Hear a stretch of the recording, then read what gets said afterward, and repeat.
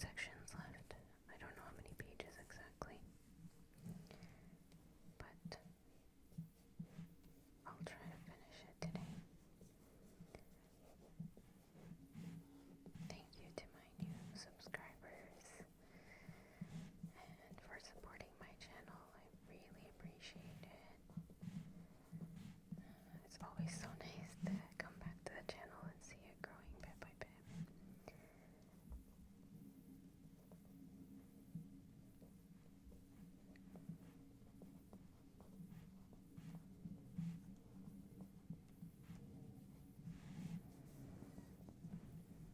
I hope your week is going well.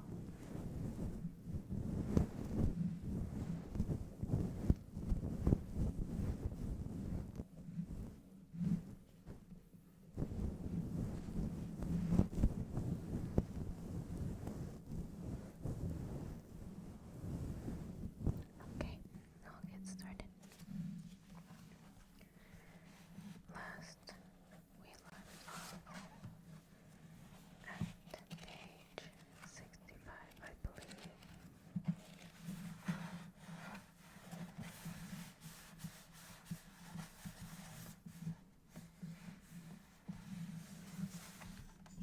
Let me just make sure this is in the middle.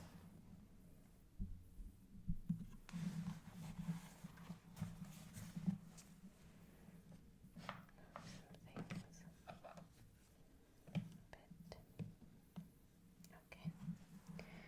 Alright. Hall hadn't found any cheese yet, but as he ran through the maze, he thought about what he had already learned. Hall now realized that his new beliefs were encouraging new behaviors. He was behaving differently than when he kept returning to the same cheeseless station. He knew that when you change what you believe, you change what you do. You can believe that a change will harm you and resist it, or you can believe that finding new cheese will help you and embrace the change. I'm sorry if you can hear the airplanes in the background.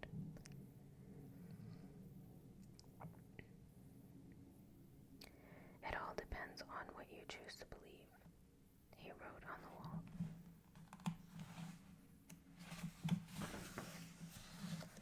When you see that you can find and enjoy new cheese, you change course.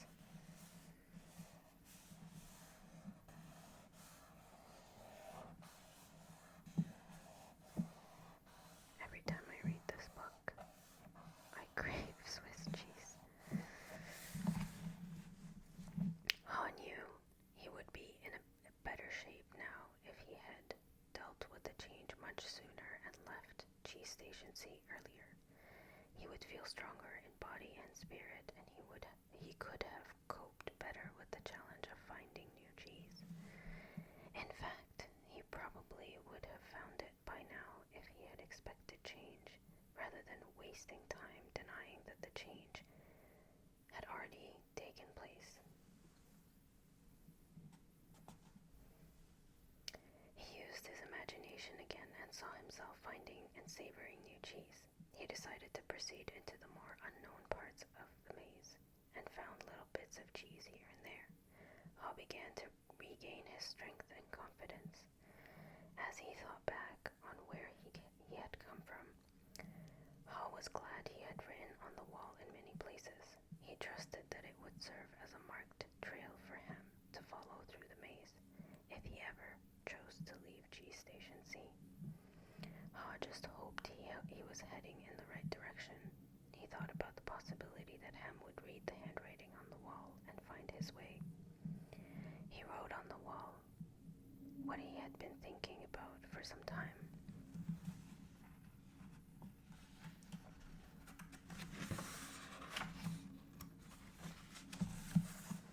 Noticing small changes early helps you adapt to the bigger changes that are to come. By now, Hall had let go of the past and was adapting to the present. He continued on through the maze with greater strength and speed, and before long it happened. When it seemed like he had been in the maze forever, his journey, or at least this proceeded along a corridor that was new to him, rounded a corner, and found new cheese at cheese station N. When he went inside, he was startled by what he saw. Piled high everywhere was the greatest supply of cheese he had ever seen. He didn't recognize all that he saw, as some kinds of cheese were new to him. Then he wondered for a moment whether it was real or just his imagination, until he saw his old friends Sniff and Scurry. Sniff welcomed Haw with a nod of his head, and Scurry waved his paw. Their fat little bellies showed that they had been here for some time.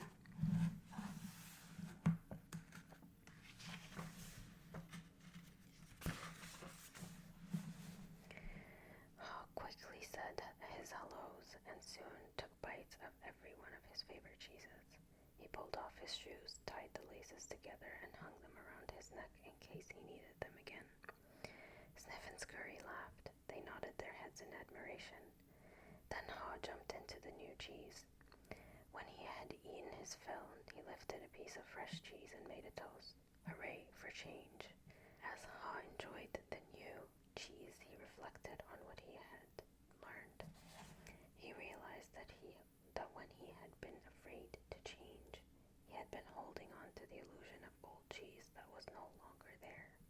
So what was it that made him change? Was it the fear of starving to death? Haw smiled as he thought it certainly helped. Then he laughed and realized that he had started to change as soon as he had learned to laugh at himself and at what he had been doing wrong. He realized the fastest way to change is to laugh at your own folly. Then you can let go and quickly move on. He knew he had learned something useful about moving on from his mice friends, Sniff and Scurry. They kept life simple. They didn't overanalyze or overcomplicate things. When the situation changed and the cheese had been moved, they changed and moved with the cheese. He would remember that. Haw had also used his wonderful brain to do what little people do better than mice. He envisioned himself in realistic detail, finding something better, much better. He reflected on the mistakes he had made in the past and used them to plan for his future. He knew that you could learn to deal with change. You could be more aware of the need to keep things simple, be flexible, and move quickly. You did not need to overcomplicate matters or confuse yourself with fearful beliefs. You could notice when the little changes began so that you would be better prepared for the big change that might be coming. He knew he needed to adapt faster, for if you do not adapt in time, you might as well not adapt at all. I'm just gonna take a quick sip of my drink.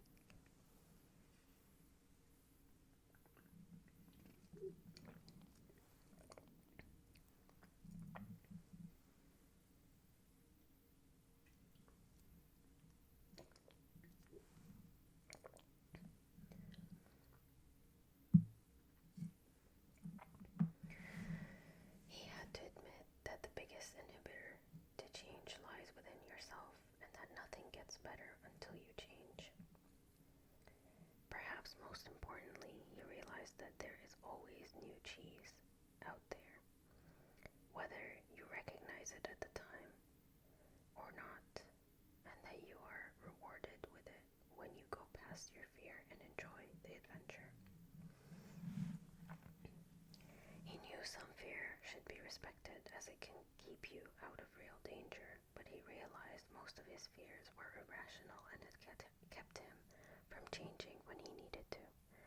He didn't like it at the time, but he knew that the change had turned out to be a blessing in disguise as it led him to find better cheese. He had even found a better part of himself, as Haw recalled what he had learned. He thought about his friend Hem. He wondered if Hem had read any of the sayings Haw had written on the wall at Cheese Station C and throughout the maze. Had Hem ever decided to let go and move on? Had he ever entered the maze and discovered what could was Hem still hemmed in because he would not change. Ha thought about going back again to Cheese Station C to see if he could find Hem, assuming that Ha could find his way back there. If he found Hem, he thought he might be able to show him how to get out of his predicament. But Ha realized that he had already tried to get his friend to change. Hem had to find his own way beyond his comforts and past his fears. No one else could do it for him or talk him into it. He somehow had to see the advantage of changing himself. Ha knew he had left a trail for him and that he could find his way if he could just read the handwriting on the wall. He went over and wrote down a summary of what he had learned on the largest wall of Cheese Station N. He drew a large piece of cheese around all the insights he had become aware of and smiled as he looked at what he had learned. The handwriting on the wall. Change happens. They keep moving the cheese.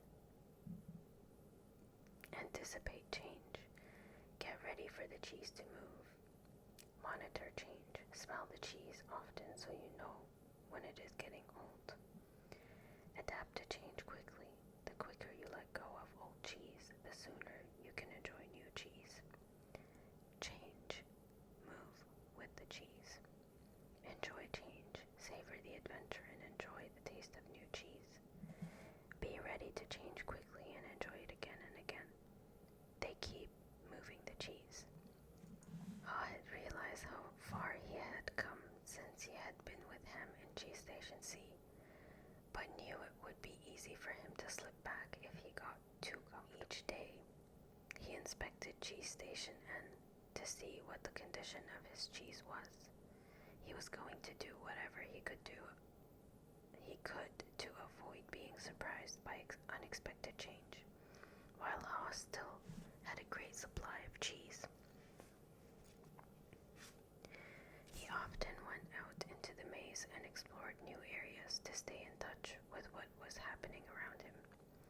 He knew it was safer to be aware of his real choices than to isolate himself in his comfort zone. Then Ha heard what he thought was the sound of movement out in the maze. As the noise grew louder, he realized that someone was coming. Could it be that Hem was arriving? Was he about to turn the corner? Ha said a little prayer and hoped, as he had many times before, that maybe, at last, his friend was finally able to move with the cheese and enjoy it. The end. Or is it a new beginning? A discussion later that same day. When Michael finished telling the story, he looked around the room and saw his former classmates smiling at him. Several thanked him and said they got a good deal out of the story. Nathan asked the group, what would you think of getting together later and maybe discussing it? Most of them said they would like to talk about it, and so they arranged to meet later for a drink before dinner. That evening, as they gathered in a hotel lounge, they began to kid each other about finding their cheese and seeing themselves in the maze. Then Angela asked the group, good-naturedly, so, who were you in the story, Sniff and Scurry, Hem or Ha? Carlos answered, well, I was thinking about that this afternoon. I clearly remember a time before I had my sporting goods business when I had a rough encounter with change. I wasn't Sniff. I didn't sniff out the situation and see the change early, and I certainly wasn't Scurry. I didn't go into action immediately. I was more like Hem, who wanted to stay in familiar territory. The truth is, I didn't want to deal with the change. I didn't even want to see it. Michael, who felt like no time had passed since he and Carlos were close friends in school, asked, what are we talking about here, buddy? Carlos said, an unexpected change of jobs. Michael laughed. You were fired. Well, let's just say I didn't want to go out looking for new cheese. I thought I had a good reason why change shouldn't happen to me, so I was pretty upset at the time. Some of their former classmates who had been quiet in the beginning felt more comfortable now and spoke up, including Frank, who had gone into the military. Ham reminds me of a friend of mine, Frank said. His department was closing down, but he didn't want to see it. They kept relocating his people. We all tried to talk to him about the many other opportunities that existed in the company for those who wanted to be flexible, but he didn't think he had to change. He was the only one who was surprised when his department closed. Now he's having a hard time adjusting to the change he didn't think should happen. Jessica said, I didn't think it would happen to me either, but my cheese has been moved more than once, especially in my personal life. But we can get to that later. Many in the group laughed, except Nathan. Maybe that's the whole point, Nathan said. Change happens to all of us. He added, I wish my family had heard the cheese story before this. Unfortunately, we didn't want to see the changes coming in our business, and now it's too late. We're having to close many of our stores.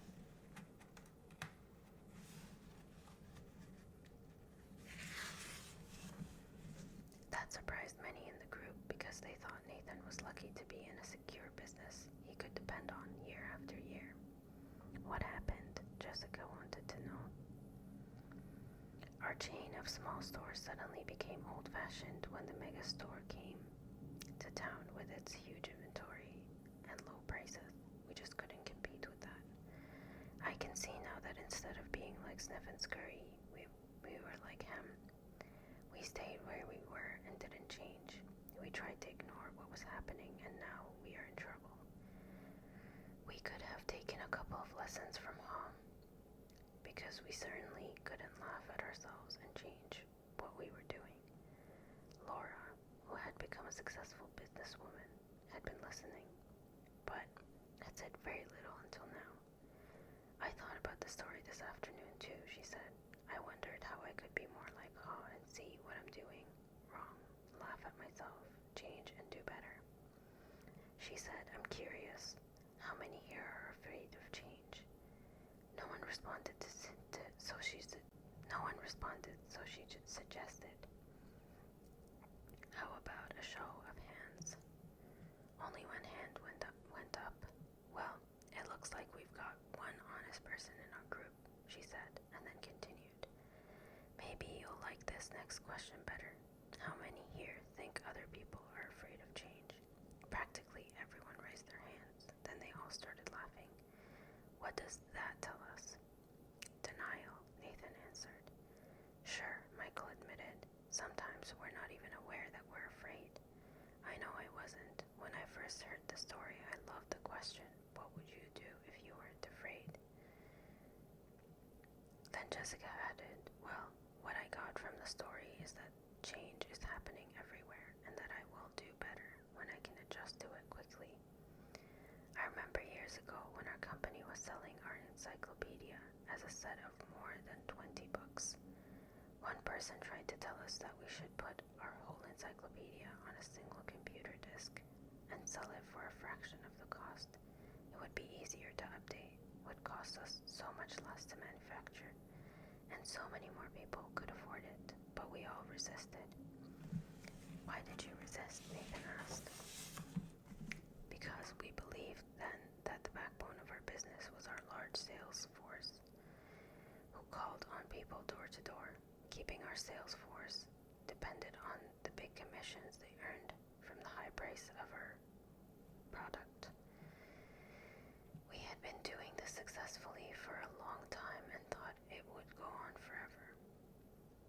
Laura said maybe that's what it meant in the story about Ham and Haw's arrogance of success. They didn't notice they needed to change what had once been working. Nathan said, so you thought your old cheese was your only cheese? Yes, and we wanted to hang on to it. When I think back on what happened to us, I see that it's not just that they moved the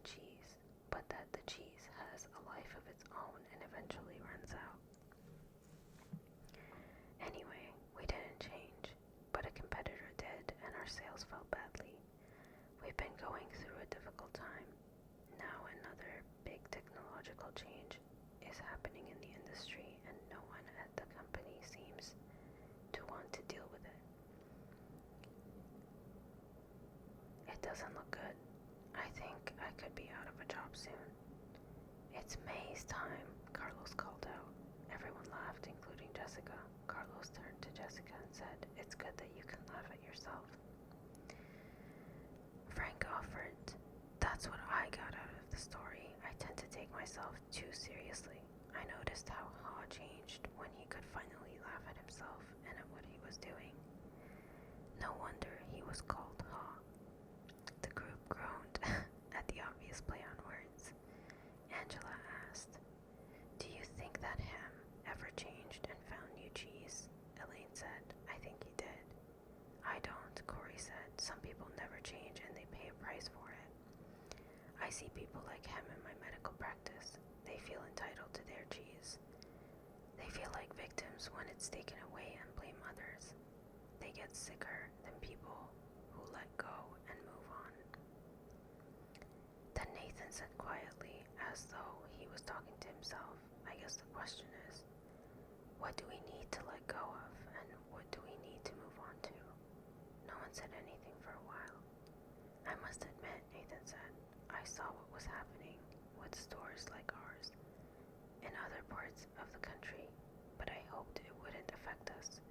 I guess it's a lot better to initiate change while you can than it is to try to react and adjust to it. Maybe we should move our own cheese." "What do you mean?" Frank asked.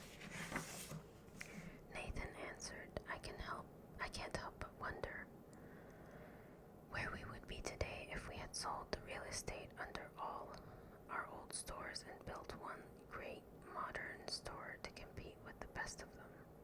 Laura said, "Maybe that's what Ha meant when he wrote on the wall, 'Savor the adventure and move with the cheese.'" Frank said, "I think some things shouldn't change. For example, I want to hold on to my basic values. But I realize now that I would be better off if I had moved with the cheese a lot sooner in my life." "Well, Michael, it was a nice little story," Richard, the class skeptic, said. "But how did you actually put it into use in your company?" The group didn't know it yet, but Richard was experiencing some changes himself. Recently separated from his wife, he was now trying to balance his career with raising his teenagers. Michael replied, "You know, I thought my job was just to manage the daily problems as they come up. When what I should have been doing was looking ahead and paying attention to where we were going. And boy, did I manage those problems 24 hours a day. I wasn't a lot of fun to be around. I was in a rat race and I couldn't get out." Laura said, "So you were managing when you needed to be leading." "Exactly," Michael said. "Then when I heard the story of who moved my cheese, I realized my job was to paint a picture of new cheese that we would all want to pursue, so we could enjoy changing and succeeding, whether it was at work or in life." Nathan asked, "What did you do at work?" "Well, when I asked people in our company who they were in the story, I saw we had every one of the 4 characters in our organization. I came to see that the Sniffs, Scurries, Hems, and Haws each needed to be treated differently. Our Sniff could sniff out the change in the marketplace, so they helped us update our corporate vision. They were encouraged to identify how the changes could result in new products and services our customers would want. The Sniff loved it and told us they enjoyed working in a place that recognized change and adapted in time. The Scurries liked to get things done, so they were encouraged to take action based on the new corporate vision. They just needed to be monitored so they didn't scurry off in the wrong direction. They were then rewarded for actions that brought us new cheese. They liked working in a company that valued action and results." "What about Hems and Haws?" Angela asked. "Unfortunately, the Hems were the anchors that slowed us down," Michael answered. "They were either too comfortable or too afraid to change. Some of our Hems changed only when they saw the sensible vision we painted. that showed them how changing would work to their advantage. Our hams told us they wanted to work in a place that was safe, so the change needed to make sense to them and increase their sense of security. When they realized the real danger of not changing, some of them changed and did well. The vision helped us turn many of our hams into haws. What did you do with the hams who didn't change? Frank wanted to know. We had to let them go, Michael said sadly. We wanted to keep all our employees, but we knew if our business didn't change quickly enough, we would all be in trouble. Then he said, the good news is that while our haws were initially hesitant, they were open-minded enough to learn something new, act differently, and adapt in time to help us succeed. They came to expect change and actively look for it because they understood human nature. They helped us paint a realistic vision of new cheese that made good sense to practically everyone. They told us they wanted to work in an organization that gave people the confidence and tools to change. And they helped us keep our sense of humor as we went after our new cheese. Richard commented, "You got all that from a little story." Michael smiled. It wasn't the story, but what we did differently, based on what we took from it. Angela admitted, "I'm a little bit like a ham. So for me, the most powerful part of the story was when Hall laughed at his fear and went on to paint a picture in his mind where he saw himself enjoying new cheese. It made going into the maze less fearful and more enjoyable, and he eventually got a better deal. That's what I want to do more often." Frank grinned. "So even hams can sometimes see the advantage of changing." Carlos laughed, "Like the advantage of keeping their jobs." Angela added, "Or even getting a good raise." Richard, who had been frowning during the discussion, said, "My manager's been telling me our company needs to change. I think what she's really telling me is that Richard, who had been frowning during the discussion, said, "My manager's been telling me our company needs to change. I think what she's really telling me is that I need to change. But I haven't wanted to hear it. I guess I never really knew what the new cheese was that she was trying to move us to, or how I could gain from it." We have a new joiner. Say hi to my cat. She's making sure I'm reading the right story.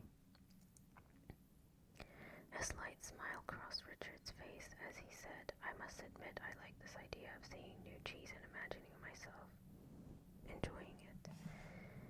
It lightens everything up. When you see how it can make things better, you get more interested in making the change happen."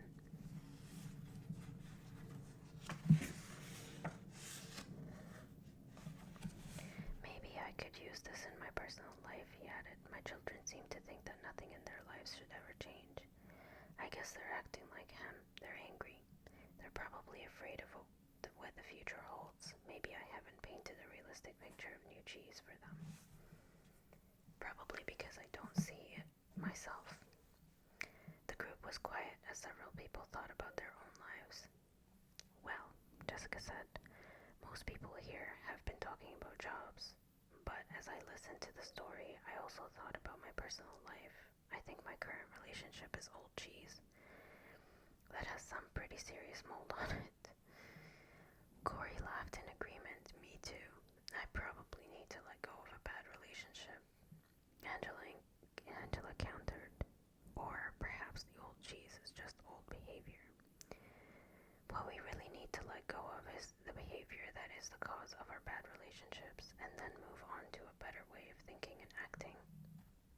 "Ouch," Corey reacted. "Good point. The new cheese is a new relationship with the same person." Richard said, "I'm beginning to think there is more to this than I thought. I like the idea of letting go of old behavior instead of letting go of the relationship. Repeating the same behavior will just get you the same results. As far as work goes, maybe instead of changing jobs, I should be changing the way I am doing my job. I'd probably have a better position by now if I did. Then Becky, who lived in another city but had returned for the reunion, said, as I was listening to the story and to everyone's comments here, I've had to laugh at myself. I've been like him for so long, hemming and hawing, and afraid of change. I didn't realize how many people did this as well. I'm afraid I've passed it on to my children without even knowing it. As I think about it, I realize change really can lead you to a new and better place, although you're afraid it won't at the time.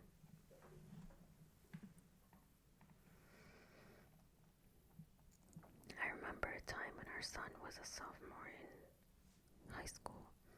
My husband's job required us to move from Illinois to Vermont, and our son was upset because he had to leave his friends. He was a star swimmer, and the high school in Vermont had no swim team, so he was angry with us for making him move.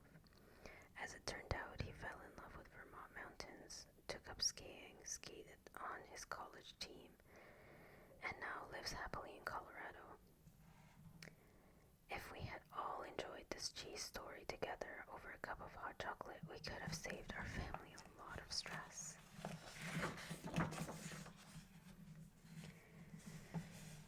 Jessica said, I'm going home to tell my friends this story. I'll ask my children who they think I am, sniff, scurry, hem, or haw, and who they feel they are. We could talk about what we feel our family's old cheese is and what our new cheese could be. That's a good idea, Richard said, surprising everyone, even himself. Frank then commented, I think I'm going to be more like Haw and move with the cheese and enjoy it, and I'm going to pass this story along to my friends who are worried about leaving the military and what the change might mean to them. It could lead to some interesting discussions. Michael said, well, that's how we improved our business. We had several discussions about what we got from the cheese story and how we could apply it to our situation. It was great because we had language that was fun for us to use to talk about how we were dealing with change. It was very effective, especially as it spread deeper into the company. Nathan asked, what do you mean by deeper? Well, the further we went into our organization, the more people we found who felt they had less power of what the change imposed from above might do to them. So they resisted change. In short, a change imposed is a change opposed. But when the cheese story was shared with literally everyone in our organization, it helped us change the way we looked at change. It helped everyone laugh, or at least smile at their old fears, and want to move on. I only wish I'd heard the cheese story sooner, Michael added. How come? Carlos asked. Because by the time we got around to addressing the changes, our business had already fallen off so badly that we had to let people go. As I said earlier, including some good friends. It was hard on all of us. However, those who stayed and most of those who left said the cheese story helped them see things differently and eventually go better. Those who had to go out and look for a new job said it was hard at first, but recalling the story was a great help to them. Angela asked, what happened? What helped them most? Michael replied, after they got past their fear, they told me the best thing was realizing that there was new cheese and there was just waiting to be found. Out there just waiting to be found. They said holding a picture of new cheese in their minds, seeing themselves doing well in a new job, made them feel better. And helping them do better in job interviews. Several got better jobs. Laura asked, what about the people who remained in your company? Well, Michael said, instead of complaining about the changes that were happening, people now said they just moved our cheese. Let's look for new cheese. It saved a lot of time and reduced stress. Before long, the people who had been resisting saw the advantage of changing. They even helped bring about change. Corey said, "Why do you think they changed?" "They changed after the peer pressure in our company changed." He asked, what happens in most organizations you've been in when a change is announced by top management? Do most people say the change is a great idea or a bad idea? "A bad idea," Frank answered.